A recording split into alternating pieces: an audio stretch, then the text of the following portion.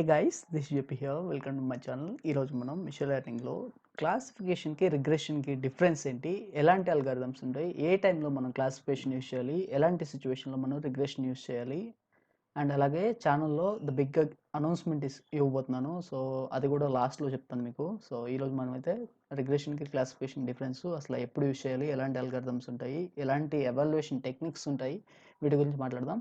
So let's get in to the topic. దానికంటే ముందుగా ఇంకా ఎవరైనా మన ఛానల్కి సబ్స్క్రైబ్ చేసుకోకపోతే ప్లీజ్ సబ్స్క్రైబ్ చేసుకొని నన్ను సపోర్ట్ చేయండి. దీని ద్వారా మీరు మరిన్ని వీడియోస్ నా నుంచి ఫ్రీగా ఇవ్వబడతాయి. సో మరింత నాలెడ్జ్ నేను షేర్ చేయాలనుకుంటున్నాను. సో దానికి మీ సపోర్ట్ ఉంటే నేను ఖచ్చితంగా అది చేస్తాను. దీని మీద ఎక్కువ టైం నేను కేటాయించడానికి అవకాశం ఉంటుంది అన్నమాట. అలాగే నాతో పాటు ఎవరైతే ఇంకా యూట్యూబ్లో వీడియోస్ చేయాలనుకున్న వాళ్ళు మంచి మోటివేషన్ ఇచ్చినట్లయితుంది. మిగతా లాంగ్వేజ్లో ఉన్నట్టుగానే మన తెలుగులో కూడా మనకి కావాల్సినంత డేటా, ఇన్ఫర్మేషన్ మనకు వస్తుంది అనమాట. సో దానివల్ల అందరికంటే ఎక్కువ మీరు లాభం పొందుతారు. సో దీన్ని గుర్తుపెట్టుకొని మన వీడియోస్ని షేర్ చేయండి, నన్ను సపోర్ట్ చేయండి. ఓకేనా, let's get in to the topic. Topic ఏంటంటే regression and difference between classification and regression. So already మనకి ఈ క్లాసిఫికేషన్ అంటే ఏంటి, రిగ్రెషన్ అంటే ఏంటో చెప్పేశాను. సో లాస్ట్ వీడియోస్లో మీరు చూడకపోతే ఒకసారి చూడండి మిషన్ లెర్నింగ్ వీడియోస్. ఓకేనా, సో ఇప్పుడు చెప్తున్నాను చూడండి. సో సింపుల్గా చెప్పాలంటే క్లాసిఫికేషన్ అంటే ఏదైనా ఒక 2 or 3 కేటగిరీస్ని ఆర్ మోర్ కేటగిరీస్ని మనం క్లాసిఫై చేయడం అనమాట. సో అమ్మాయిలు, అబ్బాయిలు ఇట్లా చేసేదంతా క్లాసిఫికేషన్ అనమాట. అలాగే రిగ్రెషన్ అంటే ఎప్పుడు కూడా కంటిన్యూస్ వాల్యూస్ ఉంటాయి అనమాట. సో నెక్స్ట్ 5 ఇయర్స్లో వీళ్ళ శాలరీ ఎంత ఉంటుంది, నెక్స్ట్ 5 ఇయర్స్లో ఇతని ఏజ్ ఎంత ఉంటుంది, సో నెక్స్ట్ 5 ఇయర్స్లో ఈ ప్రాపర్టీ యొక్క విలువ ఎంత ఉంటుంది, నెక్స్ట్ 5 మంత్స్లో ఈ స్టాక్ ప్రైస్ ఎలా ఉంటుంది. సో ఇవన్నీ ఏంటంటే రిగ్రెషన్ టెక్నిక్స్ అనమాట. ఓకేనా, క్లాసిఫికేషన్ అంటే ఏంటి ఇప్పుడు చెప్పాను కదా. సింపుల్గా చెప్పాలంటే suppose let's take orange and Apple. So orange ఎలా ఉంటుంది, యాపిల్ ఎలా ఉంటుంది. ఈ డాట్స్ అన్నీ ఆరెంజ్ అనుకోండి, గ్రీన్ డాట్స్ యాపిల్ అనుకోండి, రెడ్ డాట్స్ అన్నీ ఆరెంజ్ అనుకోండి. సో డిఫరెన్స్ని బేస్ చేసుకొని ఇక్కడ ఒక లైన్ వస్తుంది అనమాట. ఈ లైన్ మనం సపరేషన్ కోసమే గీస్తారు.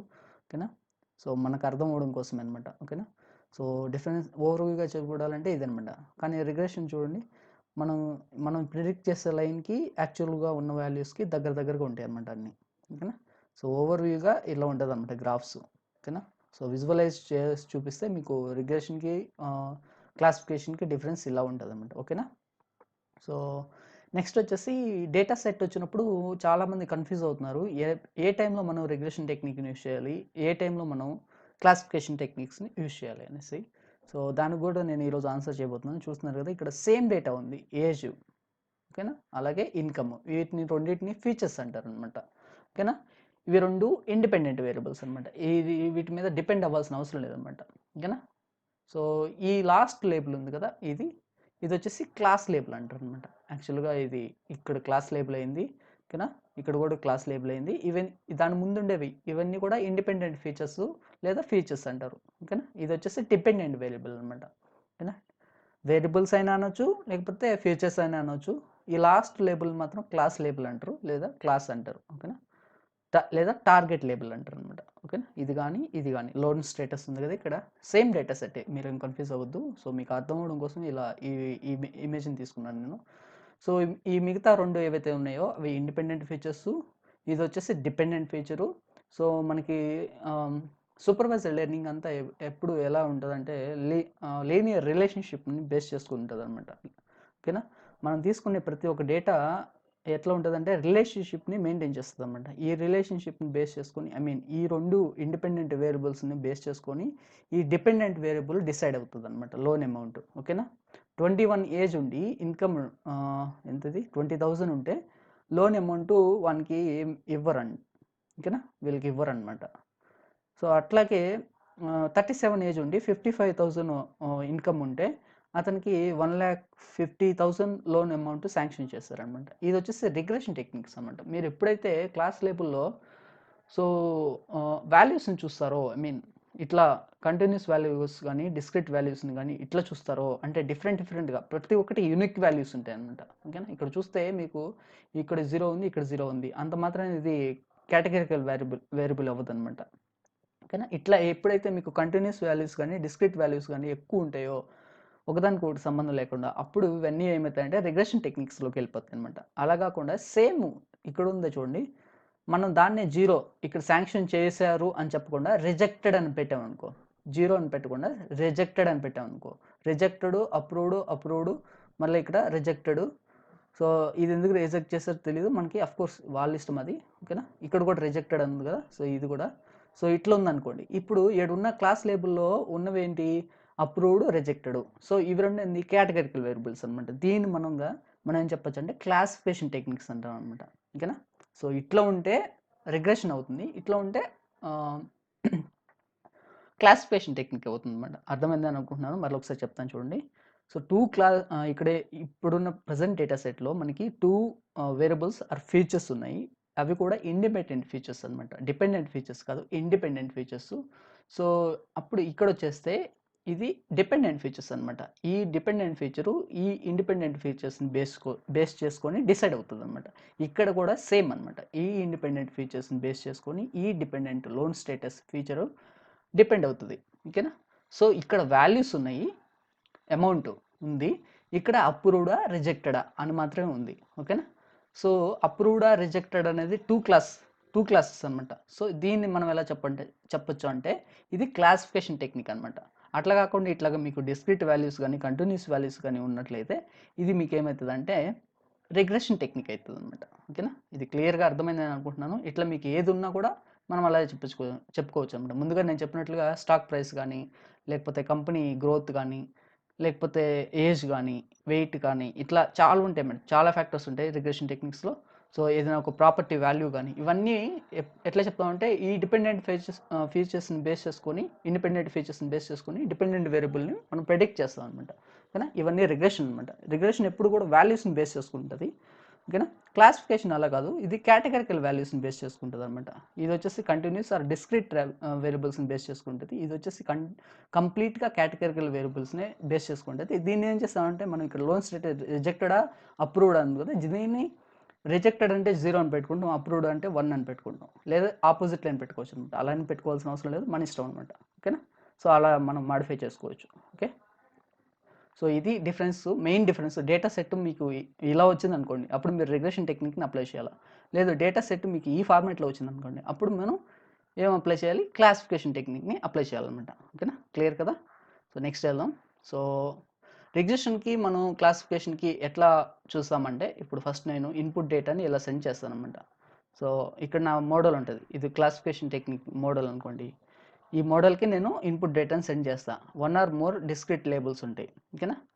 ఇప్పుడు డేటా ఎన్ని ఉన్నాయి, 2 ఉన్నాయి, ఓకేనా.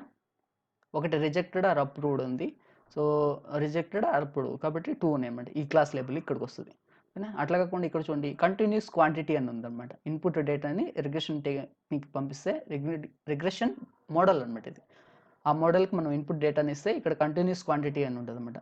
సో ఇక్కడ మనం ఇప్పుడు నెక్స్ట్ సపోజ్ ఇక్కడ 26 అనే ఏజ్ లేదు కాబట్టి 26 ఒక ఇన్కమ్ ఒక 50,000 ఇచ్చామనుకోండి, వాడికి లోన్ అప్రూవ్ అవుతుందా, లోన్ ఎంత అప్రూవ్ అవుతుంది అని చెప్పాలంటే మనం లోన్ అమౌంట్ ఎంత అప్రూవ్ అవుతుందని చెప్పాలంటే రిగ్రెషన్ టెక్నిక్ యూస్ చేస్తాము.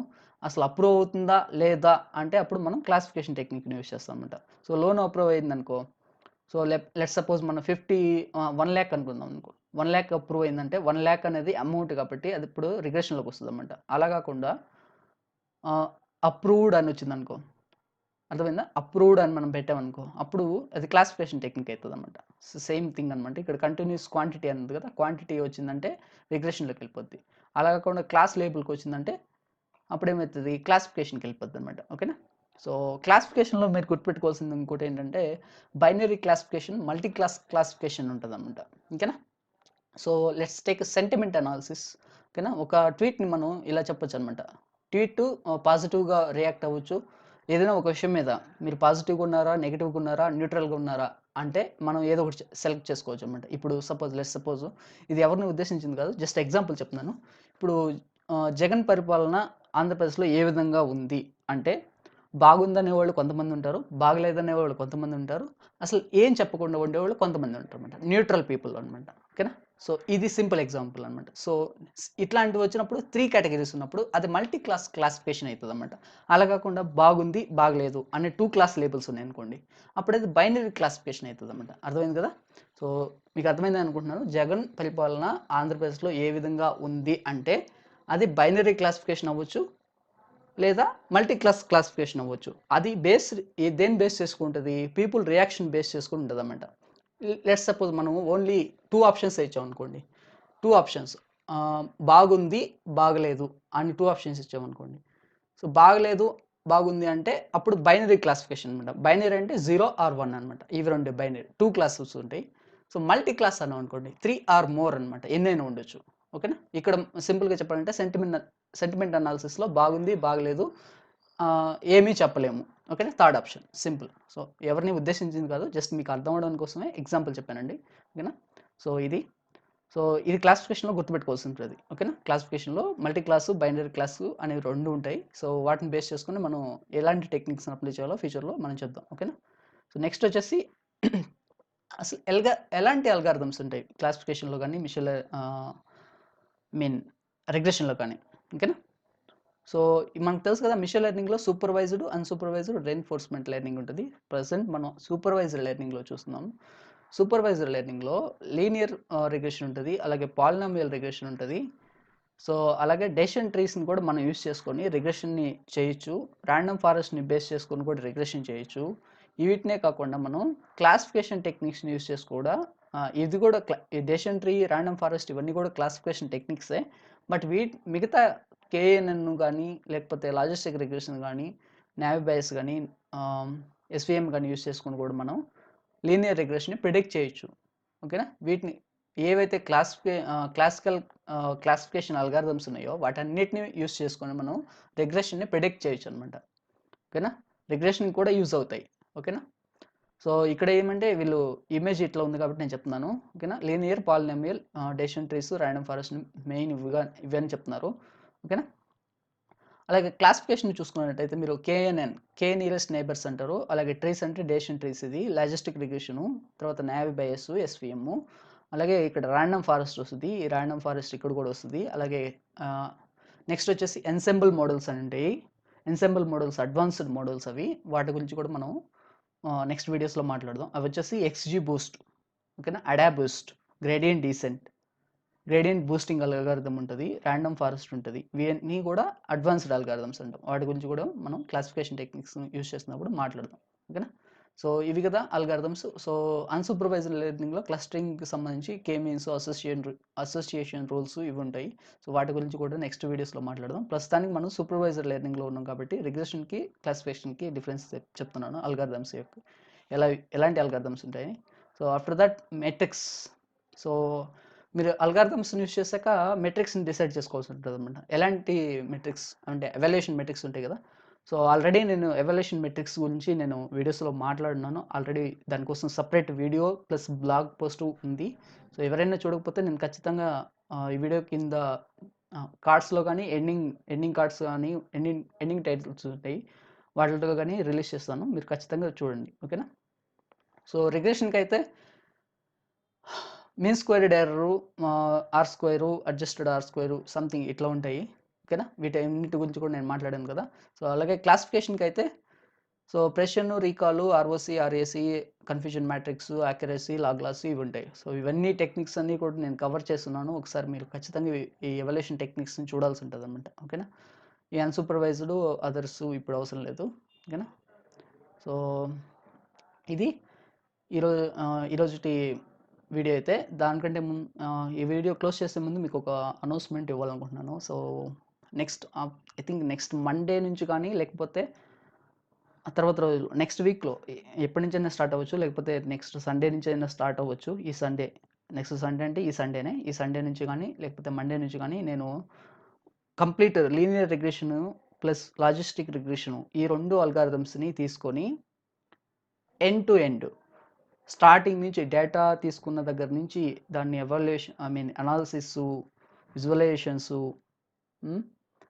ఇంకా డేటా వ్రాంగ్లింగ్ అంటే మిస్సింగ్ ఏమైనా ఉంటే వాటన్నిటిని ఫిల్ చేయడము, అసలు ఎలా మనం అప్రోచ్ అవ్వాలి, మోడలింగు, ఎలాంటి మోడల్స్‌ని మనం ఐడెంటిఫై చేయాలి.